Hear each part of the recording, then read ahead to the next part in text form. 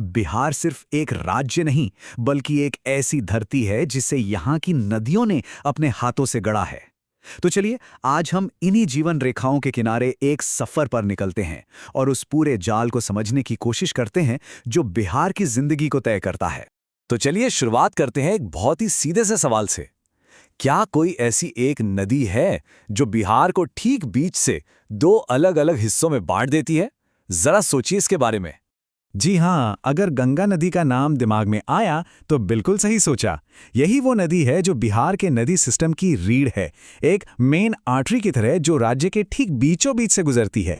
और ये बात सिर्फ बंटवारे की नहीं है। सोचिए, गंगा बिहार में पश्चिम से पूरब तक पूरे 445 किलोमीटर का सफर तय करती है। ये सिर्फ एक लाइन नहीं है, ये तो एक चुंबक की तरह काम करती है। राज्य की लगभग हर दूसरी नदी, चाहे वो उत्तर से आए या दक्षिण से, घूम फिरकर अपना रास्ता इसी में मिलने के लिए बना ही लेती है। तो चलिए अपना ये सफर गंगा के उत्तरी हिस्से से शुरू करते हैं। हम उन सहायक नदियों को देखेंगे जो महान हिमालय से जन्म लेती हैं और फिर तेजी से दक्षिण की ओर बहती हुई गंगा में समा जाती हैं।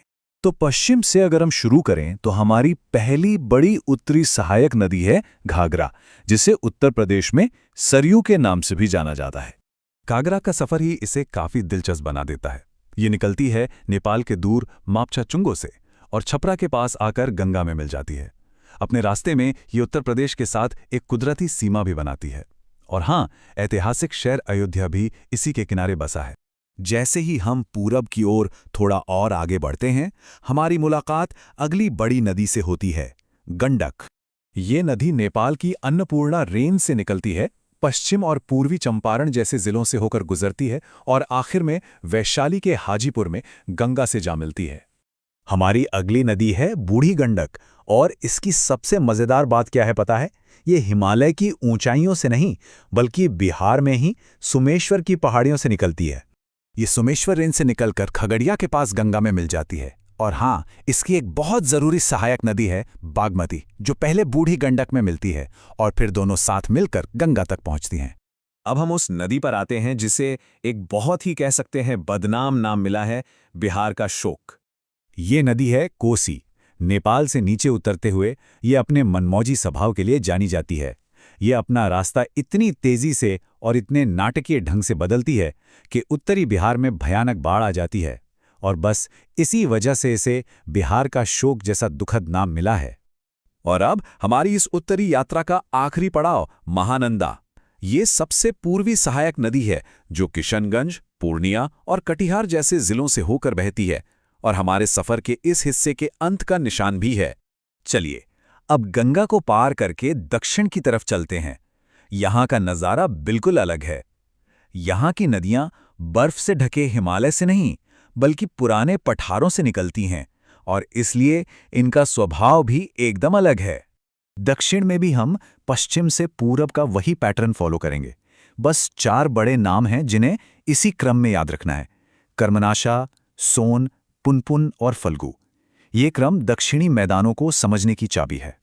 चलिए पहले 2 को आमने सामने रखकर देखते हैं। एक तरफ है कर्मनाशा, जो यूपी के साथ बॉर्डर बनाती है और जिसे स्थानीय तौर पर थोड़ा अशुभ माना जाता है। और दूसरी तरफ है शक्तिशाली सोन, जो अमरकंटक से निकलती है और पटना के पास गंगा में मिलने वाली एक बड़ी सहायक नदी है। हमारी अगली नदी का सांस्कृतिक महत्व बहुत ज्यादा है, फल्गु, जिसे पुराने जमाने में निरंजना के नाम से जाना जाता था। और इसका महत्व सच में बहुत गहरा है।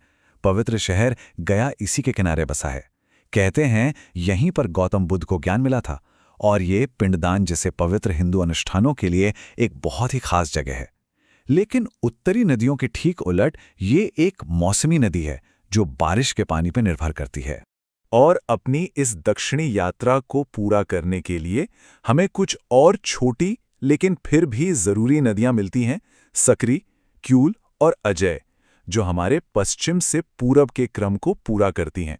तो हमने उत्तर और दक्षिण दोनों तरफ की नदियों को देख लिया। अब जरा एक बड़े ही अजीब विरोधाभास पर ध्यान देते हैं, एक ही राज्य में बाढ़ और सूखे की कहानी। तो देखिए, कहानी कुछ ऐसी है। उत्तरी बिहार हिमालय से आने वाली उन नदियों से जूझता है जिनमें साल भर पानी रहता है, जो तेजी से बहती हैं और अक्सर बाढ़ का कारण बनती हैं। इसके ठीक उलट दक्षिण बिहार पठार से निकलने वाली मौसमी बारिश पर निर्भर नदियों पर टिका है, जो इस इलाके को सूखे के प्रति संवेदनशील बना देती हैं। ये सचमुच एक ही राज्य के दो हिस्सों की कहानी है। तो चलिए अब इन सभी धागों को एक साथ जोड़ते हैं और बिहार की नदियों के इस पूरे जाल को एक बार में देखते हैं। तो ये रहा पूरा का पूरा खाका। असल में बिहार की नदी प्रणाली को समझने की चाबी इन दो पश्चिम से पूरब वाले क्रमों को याद रखने में ही है।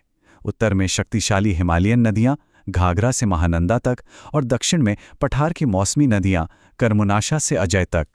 और आखिर में हम एक सवाल के साथ इस सफर को खत्म करते हैं। ये नदियां बिहार के लिए आखिर हैं क्या? एक वरदान या एक अभिशाप? ये जिंदगी देती हैं लेकिन तबाही भी लाती हैं। इनका असली असर क्या है, ये सोचने वाली बात है।